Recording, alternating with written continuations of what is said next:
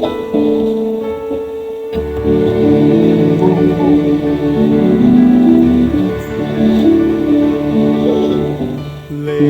I've been looking back along this winding road to the old familiar markers of the mercies I have known. I know it may sound simple, but it's more than a cliche. There's no better way to tell you than to say God's been good in my life. I feel blessed beyond my wildest dreams when I go to sleep each night. Though I've had my share of hard times, I wouldn't change them if I could, 'cause through it all, God's been good.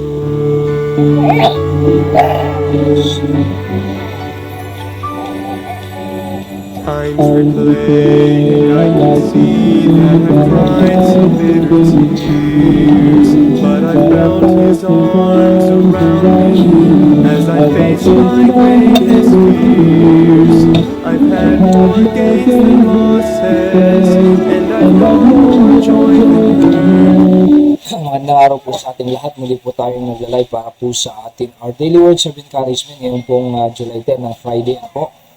At let's pray. Dakilang Diyos, salamat po sa inyong mga ginawa sa maghapon, pag-ingat, pagbabantay sa aming buhay. Bless niyo po ang aming Our Daily Words of Encouragement ngayon. Patuloy kayong matuto ng inyong salita. At sa lahat na nakikinig, naway ma-encourage nga po sila at makita nila ang mga magagandang prinsipyo ng inyong salita at may apply sa aming Panginoon. Patawad din po sa kasalanan ng pagkukulang sa pangalan po ni Jesus. Amen. Dito po tayo sa Luke chapter 11 po, verses number 33 to 36. The Bible says, "No man, when he lighted a candle, putteth it in a secret place, neither under a bushel, and on a candlestick, that they which come in may see the light." Verse number 34, "The light of the eye is the eye." Yan pong pamagat natin. "For the light of the body is the eye. Therefore, when thine eye is single, the whole body is also full of light. But when thine eye is evil, the body is also full of darkness. Take heed therefore that the light which is in thee be not darkness. The whole body therefore be full of light, having no part dark, the whole shall be full of light, as when the bright shining of a candle that give thee light." Yan po ang mga talata. Yung light po dyan ay luchnos sa Hebrew or Greek word, a candle or a lamp. So, the light of the body is the eye. So, after exposing the unbelief of the crowd, yung po naunang verses, Luke 11:29 to 32, the Lord Jesus turns to the subject of spiritual perception. Okay? So, He teaches that God's light is available, but whether that light benefits us depends on the condition of our spiritual life. Okay? So, mahalaga po ito ha, pakinggan niyo pong mabuti mga kapatid. So, nakadepende po ang benefit ng light, depende sa ating mata. Kasi nga, the light of the body is the eye. Kung maayos ang ating perception, spiritual perception, pagtingin sa mga bagay-bagay sa ating kapaligiran, lalo na sa salita ng Diyos, ganun po kaliwanag ang ating buhay. Pero kung mali ang ating perception sa salita ng Diyos, dark ang ating buhay. So, una po, display the light. Verse number 33, "No man, when he hath lighted a candle, put it in a secret place, but on a candlestick, that they which come it may see the light." Wala naman pong ilaw, halimbawa kandila, na pag sinindihan mo, itatago mo talaga. Wala namang ganon. Oo. Siyempre, natural pagka sinindihan mo, ay ilalagay mo doon sa walang ilaw. Kumbaga, doon sa gusto mong makitang surroundings o kapaligiran, di ba? So, ganun din po sa ating buhay.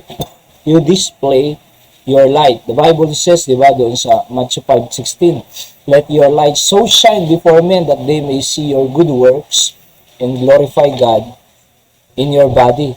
So, God's truth is meant to be declared, not concealed. Okay? So, yung liwanag ng, bakit po lumiwanag ang ating buhay? Diba? Bakit tayo nagkaroon ng kaliwanagan? Wala po tayong sariling kaliwanagan sa totoo lang. Maliban na lang po nung nakilala natin ang ating Panginoong Jesucristo bilang liwanag ng ating buhay. Oo, nung tinanggap natin siya bilang sariling tagapagligtas, ay nagliwanag po ang ating buhay. Diba? Lumiwanag. Oo, hanggang sa binago ng Diyos, nagkaroon ng tamang perception, nagkaroon ng tamang direksyon, nagkaroon ng tamang pananaw sa buhay.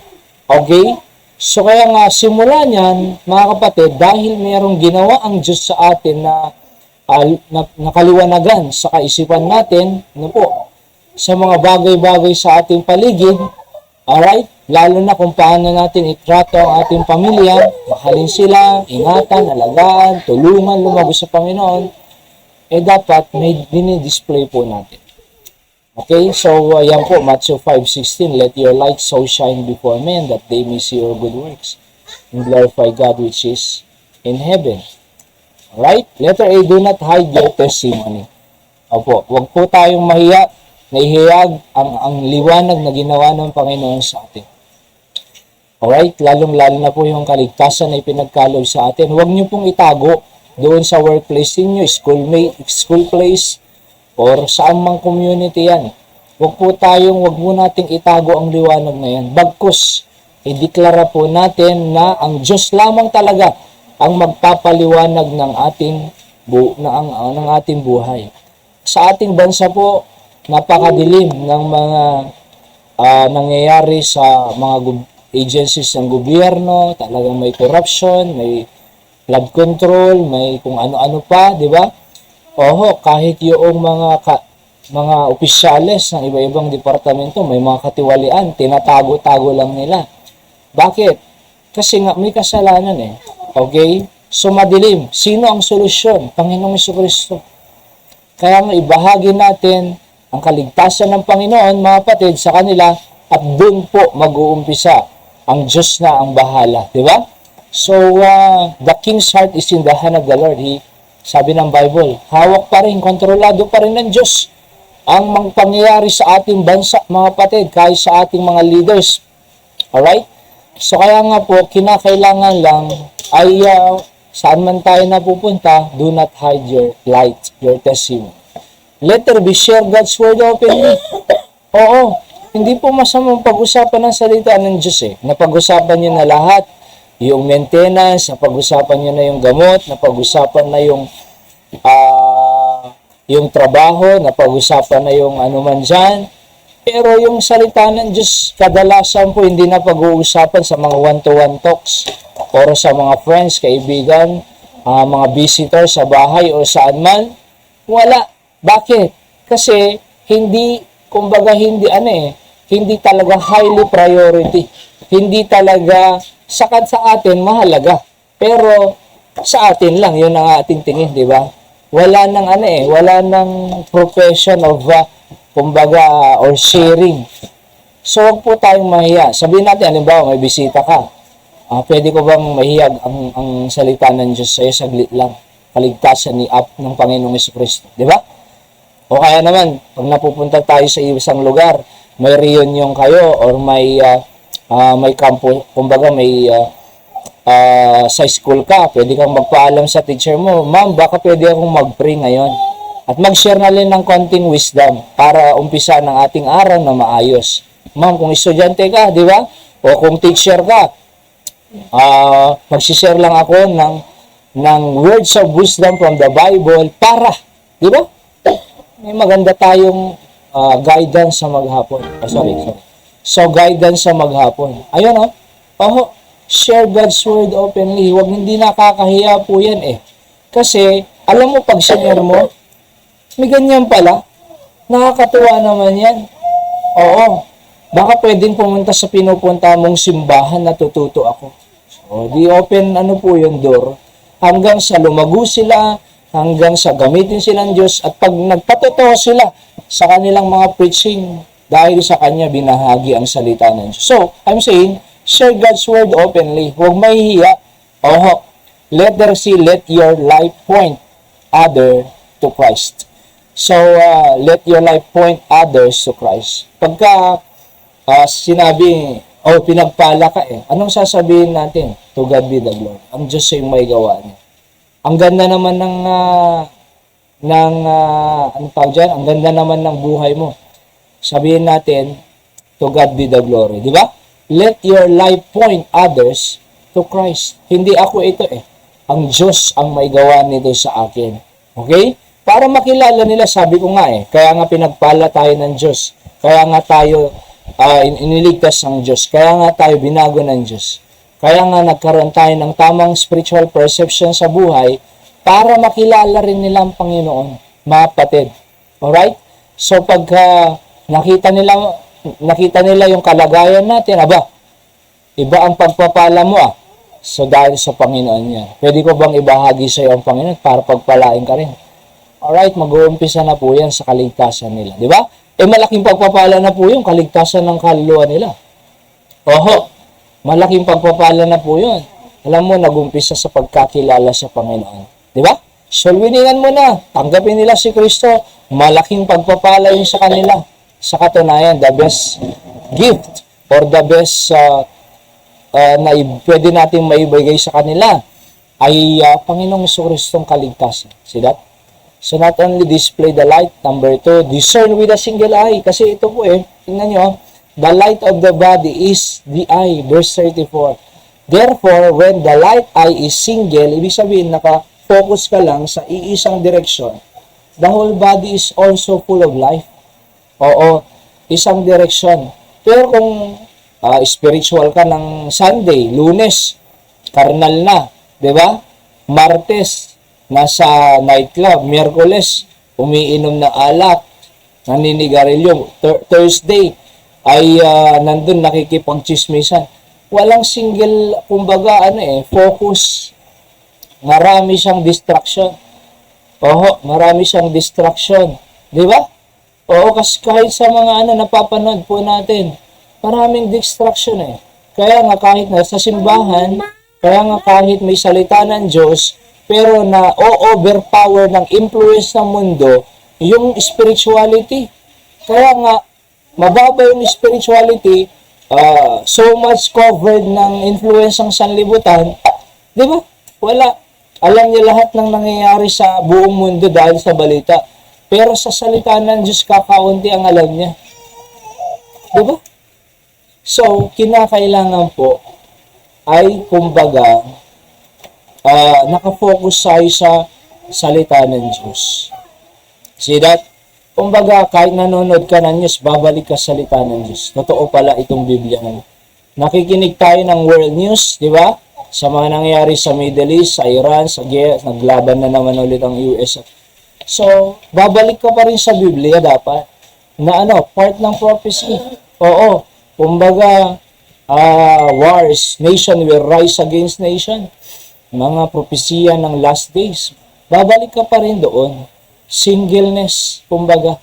A heart focus on God enjoys spiritual clarity. The single eye speaks of sincerity, undivided devotion, and spiritual focus. Focus po tayo sa ating pagsunod sa Panginoon, sa pagkilala sa Diyos, sa paghanap ng kalooban niya. Yun, di ba? At James 1:8, a double-minded man is unstable in all his ways. So, hindi unstable po ang lahat ng ways niya pag double-minded, mga kapatid. Kasi, ano kaya? Dito, ano kaya? Pupunta ako sa church o hindi? Babasa ko ng Biblia o hindi? Mag-witness ako, hindi? Sasama ako sa visitation, hindi? Double-minded. Diba? So, gagawin ko ba itong trabaho na ito o hindi muna? So, unstable. Remove divided loyalties. Diba? Sa Diyos lang po tayo loyal. Oo. At sa church kung saan tayo dinala ng Panginoon. Hindi kung ano-ano. Napakarami nating pinupuntahan or ano man dyan. So, sa Diyos lang. Letter B, focus your heart on Christ. Oo. Sa Panginoon lamang po tayo. Dapat nakapokus. Exclusive tayo sa Diyos. Ba kapatid? Hindi nakapokus sa kung ano-ano. Oo. Kung may asawa ka, focus ka lang sa asawa mo. Hindi ka na maghahanap ng iba na asawain pa. Oo. Focus ka lang sa trabaho mo. Diba? Nangingialam tayo ng ibang mga ginagawa ng iba. Samantalang yung trabaho natin sa bahay or samantalang yung dapat nating ma-accomplish na responsibility, hindi pa nagagawa. Nakikipagchismisan na, nakikialam na tayo ng buhay sa iba. Focus. Alright? Letter C, keep eternal priorities before you. Sabi ng Bible, set your affection on things above, not on the things of earth. Kasi yung earthly things, temporal, mawawala. Pero yung eternal things ay mabavalue mo ngayon, alright, hanggang sa eternity pa yan. Kaya nga, keep eternal priorities before you. Dapat ganon. Okay? So, magandang gabi, Manong Wilbur Suaso. Alright, so dyan po sa Singapore, kung hindi ako nagkakamali. Tama? Oo. So, salamat po sa treat ninyo noon. Samgyup. Brother Danny din po, mga ringgo. Okay? So, set your affection on things above. Keep eternal priorities before you, mga kapatid. So, alam niyo, pagka we keep eternal priorities, walang kalugian po yan. Walang mawawala po dyan. Because eternal things is, kumbaga, permanent. Eternal things, hindi mawawala sa iyo yan. Diba? So, kailangan natin ng pera, ng trabaho. Kailangan natin ng damit. Kailangan natin kumain. Pero hindi yan ang priority natin, mga kapatid. Ibibigay ng Diyos yan, yung mga basic needs natin. Alright? Pero ang priority po natin sa lupang ito ay yung mga eternal things of God.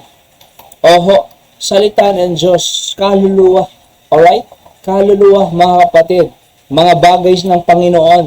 Sapagkat pagka yan ang pinokus mo, mananatili yan sa buhay mo. At hanggang sa eternity. Walang sayang. Alright? Your labor is not in vain. Walang sayang sa Diyos. Hindi sayang ang pagsisimba.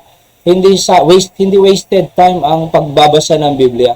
Bakit? Pag busy ka sa trabaho, dahil marami kang trabaho, hindi ka na makapagbasa ng Biblia kasi walang oras, sayang lamang, marami akong gagawin. Walang sayang sa eternal priorities. Pakikinabangan ng pamilya po natin yan. Pakikinabangan ng asawa at mga anak mo yan. Pakikinabangan mo yan. Kaya ngayon mga nagba-Bible school na nagtatrabaho pa, may trabaho, estudyante, pero nagba-Bible school, hindi sayang yung mga spiritual truths na yan.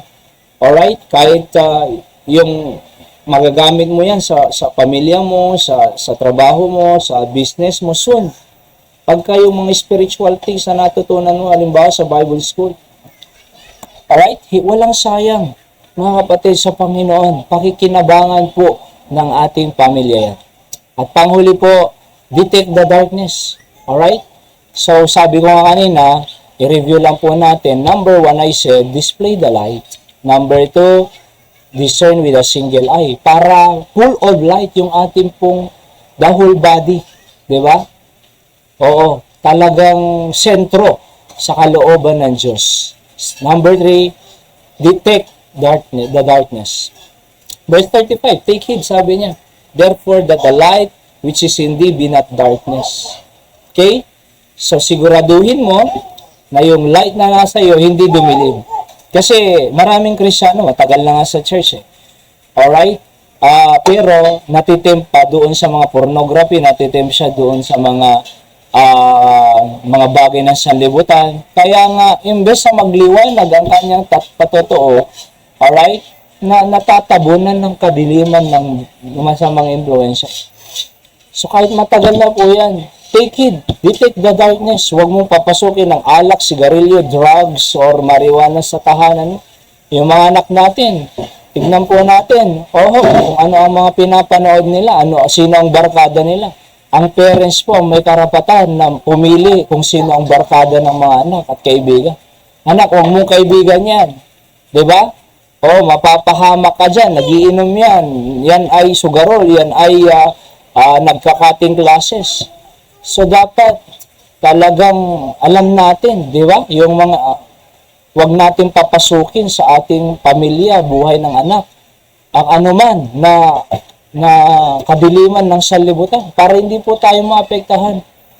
Alright? So, take heed. Religious knowledge without genuine truth can become spiritual darkness. Oh. Jesus warns against deception and false confidence. 2 Corinthians 13:5, examine yourself, whether it be in the faith, even the faith. Prove your own selves. Know ye not your own selves, how that Jesus Christ is in you, except ye be reprobates. Huwag po natin examine ourselves. Tignan mo, kapatid, lumalago ba tayo sa pananampalataya? Nasa pananampalataya pa rin ba tayo? Yung mga basic doctrines at truth na naituro po sa atin, huwag po natin babaguhin po yan. Oho. At huwag natin papalitan. Kumbaga, bakit? Absolute yun mga kapatid. Alright? So, huwag po natin hayaan pumasok ang kadiliman sa ating bahay. Sa ating mga anak, tignan mo, sinong barkada nila, sinong kasakasama nila. Tignan mo anong binigyan mo ng cellphone, anong pinapanood niya. Sa akin nga po, dapat hindi binibigyan muna ng cellphone yung mga anak Kasi kung ano-anong binapanood nila at nagpapabili lamang po yan para pang-research. Pero pag nakapag-research, hindi lang naman research. Marami pa sang ibang tinitignan. Pinapanood. Dapat kung nagpabili yan pang-research, sige, bili ka, pang-research. Pagtapos ng research, surrender niya. Kasi kami nung Bible college po kami, college na, pero walang cellphone. Ayos naman. Di ba? Nakakasira nga So, kaya nga po, kinakailangan i-detect po natin. Sa ating Proverbs 14:12 po, there's a way which seemeth right unto a man, but the end thereof are the ways of death. Akala natin tama. Akala natin ayos lang. Akala natin okay pa. But the end thereof are the ways of death. Di ba? So, regularly examine your heart. Letter A, letter B, test in every teaching by Scripture. Letter C, guard against self-deception. Sa ating principle of the day po, when your light shines bright, you'll walk what's right. Okay? When your light shines bright, Panginoon, dapat declare, let your light so shine. You'll walk what's right. Okay? Let's pray. Dakilang Diyos, salamat sa inyong salita. I-bless niyo po lahat ng nakikinig, sampu ng kanilang pamilya. Manatili po ito sa aming buhay na magsilbing encouragement, motivation. Tunay nga, Panginoon, that we should detect darkness. Huwag namin paintulutan pumasok sa influence sa aming tahanan. O Diyos, kundi manatili lang kami sa kaliwanagan ng inyong pong salita. Thank you in Jesus' name I pray. Amen. Magandang gabi po sa lahat na nakikinig. Live or replay. Again, Brother Danny Ringgor, dyan po sa Batak, Ilocos Norte. At sa lahat nakikinig po dyan. At God bless you po. Shout out po sa inyo. At Kuya Wilbur Suaso. Okay? Thank you po dun sa treat nyo, Samgyup. At God bless po. At pagpipray po namin kayo. God bless you po, Manong Wilbur Suaso. And sino pa? Sa lahat po dyan, Taga-Mangaldan, Pangasinan, and sa Pampanga, sa Bulacan, sa Abra, and sa Pandakan, Maynila, sa South Korea, ganun din sa iba-ibang state ng Amerika. Meron pong nanonood dyan ng mga replay. At God bless you po. Ang Panginoon po magpala sa ating lahat. Magandang gabi po sa ating lahat. And see you on the next episode of our Daily Words of Encouragement. Every 7 o'clock at night. God bless you all. I love you all.